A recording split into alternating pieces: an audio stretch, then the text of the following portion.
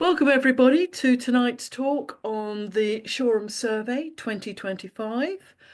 Um, I will keep an eye on the chat room. If you have any questions, please type them into the chat room.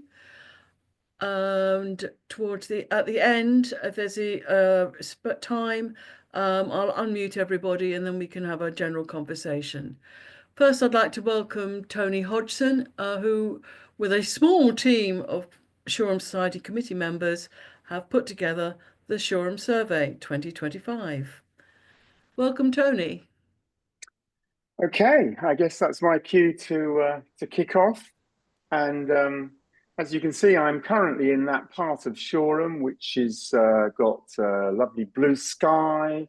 The sun is shining. It's nice and warm. And actually, it's just a photograph that I did take once of looking over the river, over Shoreham Beach, and over to the English Channel. So let's get straight onto it. This is what I'm going to cover over the next, hopefully, no more than 25-30 minutes max.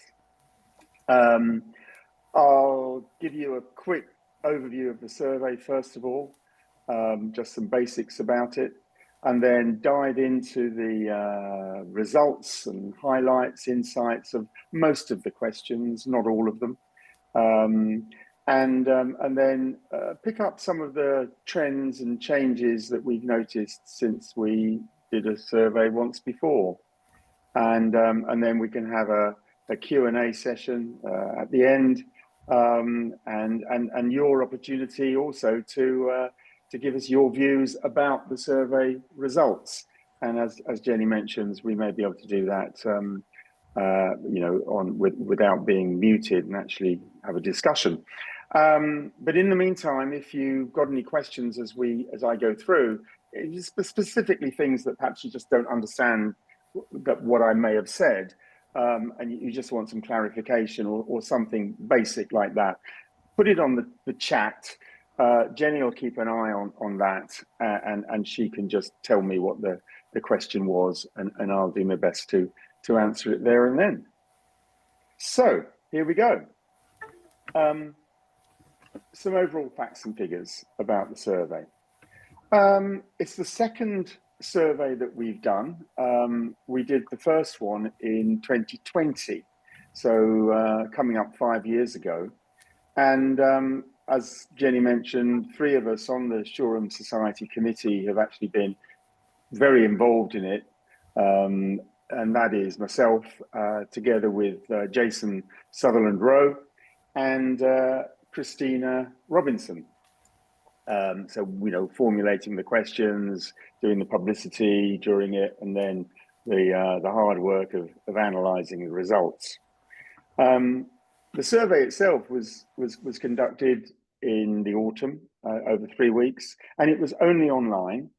The benefit, in a way, of doing it online is that we can do things like analyze the results very easily. All the data's there, and also some features that we took advantage of, which I'll mention as we go through. We were absolutely amazed that 836 people completed the survey. That was just fantastic. It was 20% more than did it in 2020. And a lot of the questions were open-ended, giving you a chance to put your comments in. There were 4,700 or so of them, and we have actually read every single one of them between us all. And that's really what the heart and the substance of the survey has got in it. So that's just a quick overview of what the survey was about, and the number of responses. And so what did we ask? What are we interested in? The key questions, I think, are all about what people like and dislike about Shoreham. We wanted to hear your concerns, the issues that were important to you, the wishes that you had for change or improvement. And And we also asked you to give views not just about Shoreham as a whole, but specifically the town centre. And also a new feature with this survey this time round was to ask about the local area in which you lived within Shoreham, which I'll come on to in a moment.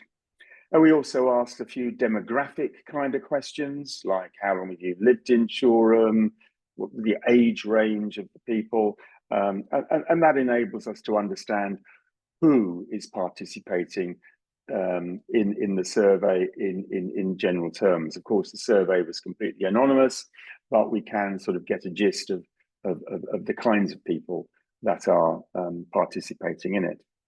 And many of the survey questions were actually the same that we asked in 2020. And that was quite deliberate because we wanted to have a look at some of the trends and changing attitudes and views since 2020. So that's kind of what the overall survey is about. So let's dive in straight away into one of the questions. In fact, the first question. And I'm sure many of you who are on this Zoom call actually will have done the survey, and this is actually what the question looked like, or they all look like this on your screen, whether a mobile or a computer screen. This was actually the most complicated question of all of them, and it was the very first question. And over 830 people completed this question. And as I say, the question was simply to ask, to what extent did you agree or disagree with the whole 10 statements that we had there on the left-hand side, and 10 statements that were the same ones we put there in 2020, and they're quite broad ranging. And the order, because of doing it online, it means that we're able to randomize the order of those options on the left-hand side. So every person will have seen probably in a slightly different order to everybody else. And of course, again, the benefit of that is that it takes out any bias that might arise because of the actual order that you put things in. So that's always a handy feature in a way of doing something like this online, which we took full advantage of. And so to the results of the very same question. So just a little explanation of this chart, how it works. As you recall, the question was about how much you agreed or disagreed with the statements. And so on the right-hand side, colored to the brown and light brown, is the extent of agreement with those questions, with those statements rather. And on the left-hand side is in the blue, the dark blue and the lighter blue, is how much people strongly disagreed or slightly disagreed with the statements on the left. And what we've done for the purpose of this, the report and the presentation, is put them in an order which is really with the most agreed statements at the top, and the most disagreed one is right there at the bottom. And so, as we can see, what people say they most strongly agree with is the fact that the natural environment of Shoreham is its most important asset. And similarly, the statement which most people disagreed with was the statement at the bottom there that says, "My views about future building developments are listened to." And in a way, there were no surprises in the ranking, or at least in the overall perspective. It was quite similar to when we ran this question in 2020. Some little differences came in, but on the whole, you can see that what people really like about Shoreham is its natural environment, and one of the concerns and issues they've got is with new development. So this is pretty obvious in a way to all of us, I'm sure. But it's a reality check. It's a reality check above all that, especially if we don't see that much change, we are a reliable and consistent survey. Moving into the real heart and core of what the survey was asking, is about how much you like and how much you dislike, and what the scope for improvements and changes are. And there are really three things that just come out so strongly and so clearly throughout everything that people were saying in their own verbatim comments. Loving the natural environment, mentioning the river, the sea, the downs, feeling that there's a really strong community spirit, a strong sense of identity and belonging within Shoreham, and that the town centre is vibrant and alive, and lots of things going on to participate in and to enjoy within Shoreham.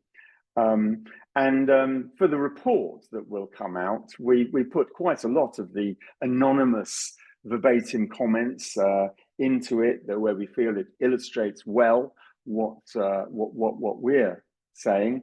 But there was one quote in particular that I thought I'll put into this presentation for you this evening, because in a way it just sums up what people like most about Shoreham, and that is that somebody anonymously said they love the nature, the river, the beach, the history of the town, and they think that Shoreham has it all: the arts, the nature, and great transport links as well. So that kind of does sum up the positives in many ways. And then on to the negatives. What don't you like, we asked. Again, no great surprises here, but there are nuances, I think. You know, we very much want to find out what the complaints, the concerns are, and what's not right about it. And these four things just completely stand out: to do with development, to do with infrastructure, to do with transport, and concerns about the environment. I think it's fair to say that there were a small minority who are simply against development, full stop. You know, perhaps just people who don't like change, full stop. And maybe there's some nostalgia that creeps into that about like what Shoreham may or may not have used to have been like. But that is actually quite a small minority, because what we were finding is that most were saying, look, development is a concern. We recognize that it's going to happen. It needs to happen. There is housing shortage and so forth. But it's happening too fast. There's a lack of control. We've not had much opportunity to engage in what is going on.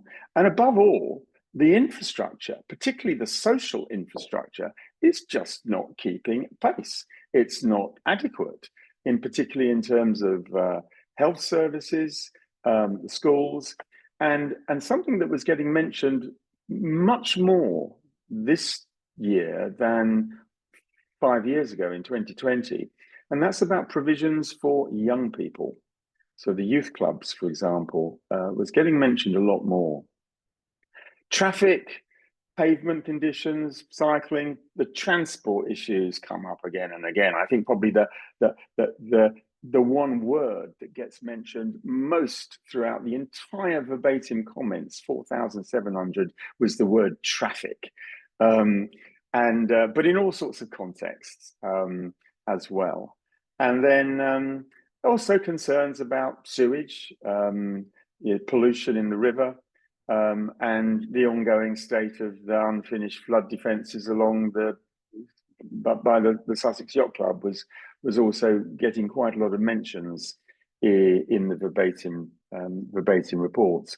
But basically, the concern is about what appears to be the haphazard nature of development and the lack of the infrastructure, whether it's transport, social needs, or anything else, to keep up with the rapid development that's going on.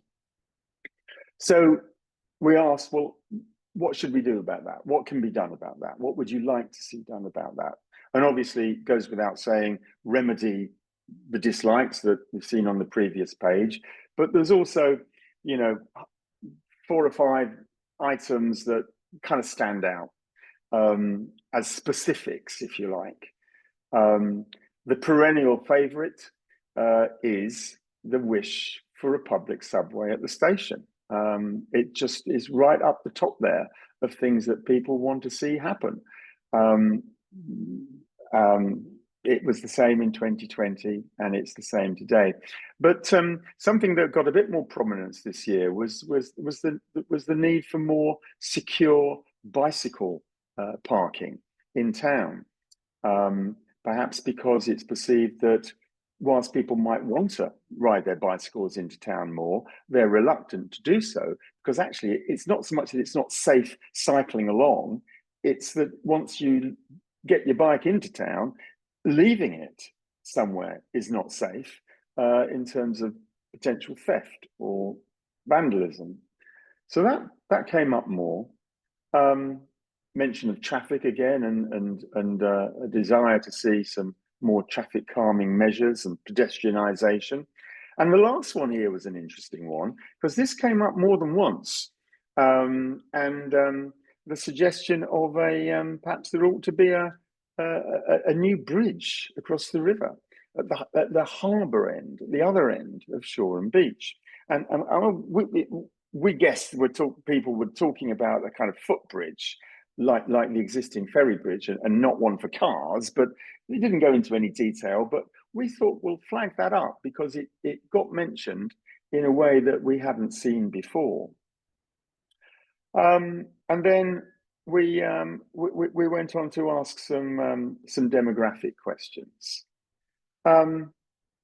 Simple questions like whether you live, work in Shoreham, how long have you lived here? This was a new one for this year. And then which ward do you live in? And so quickly romping through those demographic questions, the next 2 or 3 slides, it's overwhelming that we are talking to an audience of people who do live in Shoreham. This is the confirmation to us that that the 830 people, most of whom, 90% of them, actually do live in Shoreham. 9% of those also work in Shoreham, and a very small percentage just work in Shoreham but don't actually live here. And so that's a real confirmation to us that it's representative. The survey is definitely representative of Shoreham residents' points of view. And onto the new question, which is how long have you lived here for? And we've really put this in with an eye to the future. If we do the survey again in a few years' time, we may see some evolution on this one. But quite clearly, nearly half of the respondents to the survey have actually lived in Shoreham for over 20 years, and very few for less than 1 year. But let's see how that might change in the future, which is really why we put this question in here, so that we can measure how that might evolve as time goes by. And then the third part of that was about which ward do you live in? And this is quite clear too. It's very similar, actually, the split to we had in 2020, that again, about 80% live in 5 wards, fairly evenly split across those wards: Buckingham, Marine, Southlands, St Mary's and St Nicholas. And it prompted me actually to think, well, are those really the Shoreham wards? And indeed, I found a little map on the Ada District Council website, as it happened. I think this map was done a little while ago, a few years ago perhaps, but nonetheless, it quite graphically and neatly shows that Ada District has really got 4 places within it: Sompting there on the the far left-hand side, the western end towards Worthing, and then Lancing, where the airport is, and Widewater, and so on, and Lancing College. And then the green ones are Shoreham wards. And there you see the 5 wards: Buckingham, Southlands, St Mary's, Marine, and St Nicholas. And then on the eastern side, Southwick and Fishersgate. So we do know that 80% of the respondents to the survey do live in those Shoreham wards, specifically Shoreham, and not Ada as a wider district area, or not just Ada. There's about 20% who we can regard as being outside of the Shoreham catchment area. And so we went on to ask, well, what do you specifically like about your ward? And what improvements? And again, this was a new feature in this year. We're drilling down into the actual local feelings. And most opinions were pretty similar from area to area, but they reflect also perhaps some of the differences between the different wards. Obviously, the Marine, which is Shoreham Beach, the sea and the river gets a mention strongly. Others, like St Nicholas, which has got a proximity to the Downs, as indeed I think Southlands has up there. So, you know, where there's nearness to different parts of the environment, that they get inevitably mentioned more.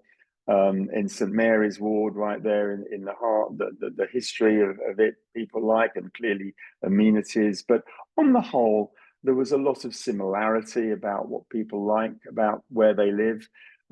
One notable thing that I should just mention on passing as we go through, that the only people who mentioned at all about their local district councillors were those in Marine ward, and they actually all mentioned the name of one councillor in particular, who you can possibly guess who it is, and I shan't mention her here, but we thought that was quite significant, that you know, some councillors do really matter to the local people where they live.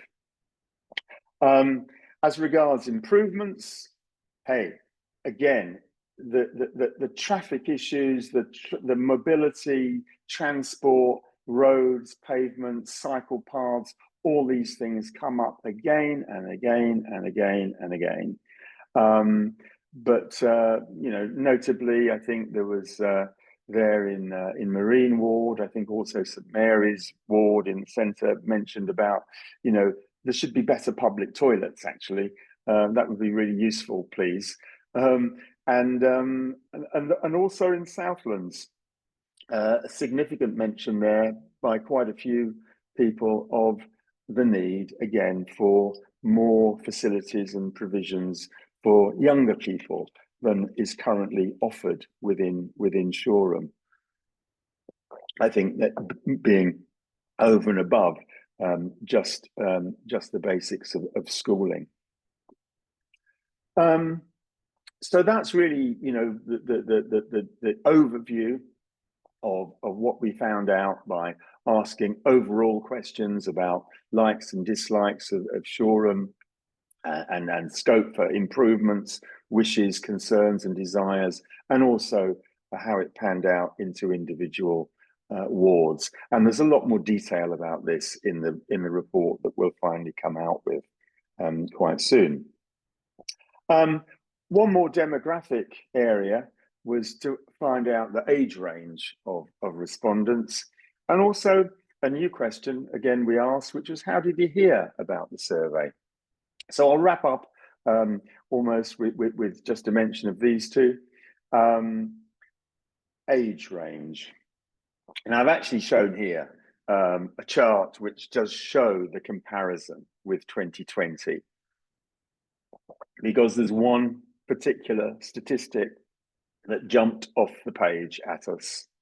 And that is, if you scan down to the bottom, and look at the 75 plus, it's gone up from 10% of the respondents to the survey in 2020 to now fully 18% of all the respondents to the survey are over 75 years old.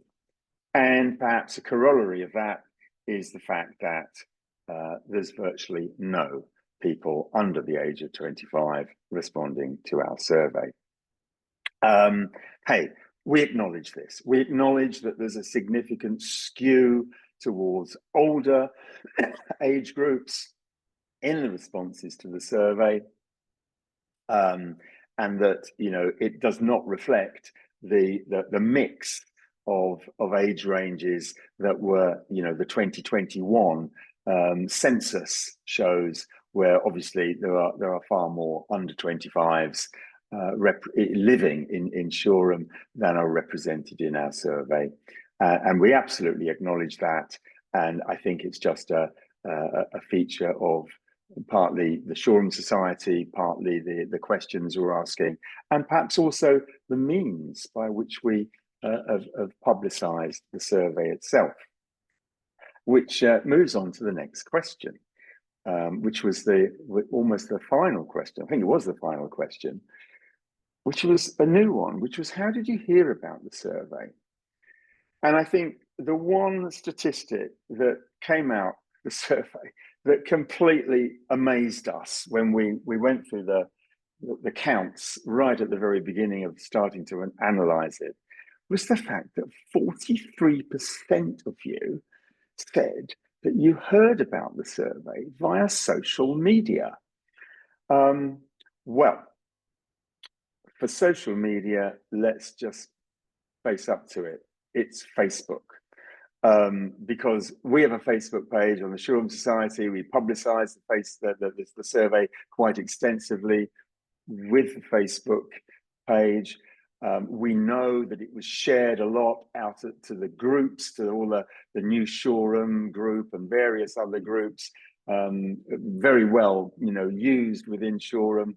A lot of the other community groups, voluntary groups, they shared it out, and then it gets shared amongst people all very far and wide. And it's largely is Facebook. It wasn't Twitter or X, as it's now called, not TikTok or Snapchat. It's Facebook. And we thought that was interesting because perhaps, perhaps we can speculate about how that might have influenced the age range of the respondents. But that was how people heard about it. Of course, the Shoreham Society email was useful too. We've got 300 odd members on the email, plus another 450 or so who are non-members who regularly open the email. So 23% heard through that. And for the first time, we used Inside Shoreham and Southwick magazine. So I was quite pleased that we had a few who came to the survey via the article we wrote in that last October. Finally, just a brief note about some of the changes. Where we've seen statistical changes of more or less around about 10% or more, we're mentioning them here. That's since 2020. And there's definitely more concern about parking cars, There's certainly more concern about the condition of pavements. And there's no doubt that whereas perhaps car parking provision hasn't changed at all, probably pavements have got worse over the last 5 years. And that's getting a lot of mentions in the survey. As I mentioned before, the secure bicycle parking has become much more of an issue than it was. And even more so than 2020, people being really, really, frustrated that views about development have not been listened to over the years and still are not perhaps being listened to. There's less concern about the need for cycle paths, and whether that's because people are cycling less or not, I don't know, or whether, as somebody mentioned, it might be because of the somewhat ham-fisted way in which it was dealt with 5 years ago, which of course was during the COVID pandemic, with the Upper Shoreham Road temporary cycle path. We don't know. And air pollution is less of an issue now than it was then. And here's a little bit of speculation right at the bottom. Perhaps also simple reason why we have more 75 plus people on the survey is simply because, as the survey was exclusively online, actually since 2020, more older people are using online services, whether it be, ordering from supermarket, deliveries, Zoom, like we're doing today, or social media involvement through Facebook, particularly.